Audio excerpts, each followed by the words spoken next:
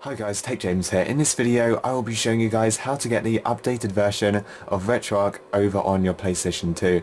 So recently it actually had an update. Before you could only play Nes games on the PlayStation 2, but now it actually lets you play Mega Drive games. So all you need is a PlayStation 2 with a 3 memory card, just like this one right here. You also need a USB, so get your PlayStation 2's USB, go and connect that to your computer, and I will show you guys what to do from there.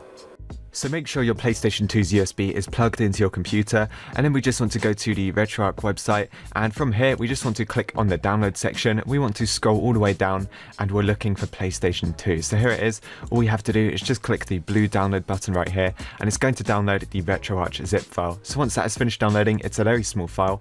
Go to your downloads folder and just find it in there. From here all we have to do is right click and select extract to RetroArch_elf. So once you've extracted that, next we need to create our ROMs folder. So as you can see here, I've got two ROMs. I've got an NES ROM and a Mega Drive ROM. Since the last video I've made on this, it's actually had an update. You can now play Sega Mega Drive games, and you can also play 2048. I think that was on there last time, not too sure. But as you can see, we've got two extra cores, which are these two right here. So once we've got our ROMs, all we can do, right click, create a new folder, and just call it ROMs or games, pretty much whatever you want to call it, and then get our ROMs. So I've got an NES ROM and a Mega Drive ROM, and we're just going to put it into the ROMs folder. So once we've got it looking like that, you can put the ROMs folder inside of the RetroArch folder. Now get this folder and just drag and drop that onto the root of your PlayStation 2's USB drive. So just give that a couple of seconds, let it copy across, and as you can see we can find it on here. So let's go back onto our PS2, let's launch up RetroArch and let's see the improvements. Okay, so once we're back off our computer, we need to go down to Launch Elf and just press X to go ahead and launch this up. Next we need to press circle to enter up the file browser, and we need to scroll down to mass because this is our USB drive. So press circle to go into mass, then we need to go into the RetroArch file folder, which is this one right here. So press X or circle to go into that, and now we need to find the kind of like core we want. So first of all, I'm going to use Pico Drive, which is the Mega Drive emulator. I haven't actually had a chance to test this out yet, so we're going to press circle to launch that up. So as you can see, it loads up RetroArch perfectly fine, and we've already got the Pico Drive core loaded. So if we go to load content and press X, or actually it's actually circle, so go onto this, press circle, we need to go onto mass, press circle, go into RetroArch, ROMs, and then you go Sonic the Hedgehog. Now we should be able to launch this because we're on the Pico Drive emulator, so let's press circle, select our core, which is Pico Drive, press circle again, and then we can actually load up our games. So I haven't really had a chance to play the games and see how they perform, so I will be able to play it now and have a quick test. Okay, so let's test out some quick gameplay. So last time on the NES emulator, it worked perfectly fine. The game was completely playable without any glitches or anything like that.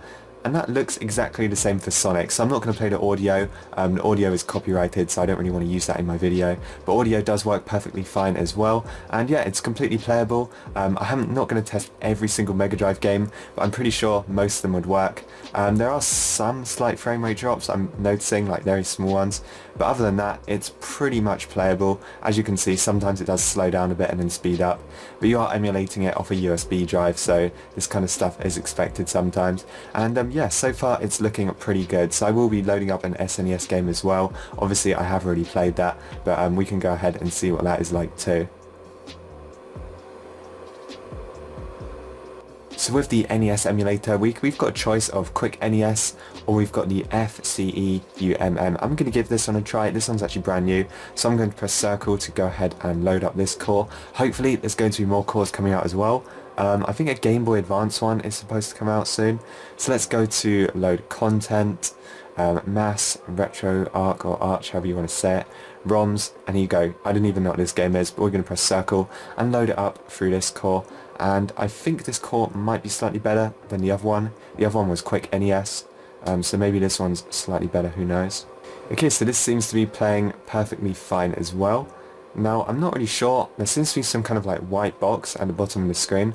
I'm not too sure what that is. I'll get into a game, maybe a stay there or maybe a go.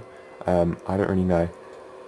Okay, so in a game we are playing as Dracula or something, And yeah, that white box or whatever is still at the bottom of the screen. I'm also noticing quite a bit of graphical glitches on this game. This is a bit of a random game. I wasn't really sure what it was. I just got it. I can't remember if QuickNess had that. Maybe we could test this out on QuickNess as well and see if it's the same or slightly different. So I'll load up that right now. So here we are again, but this time we're going to choose Quick NES.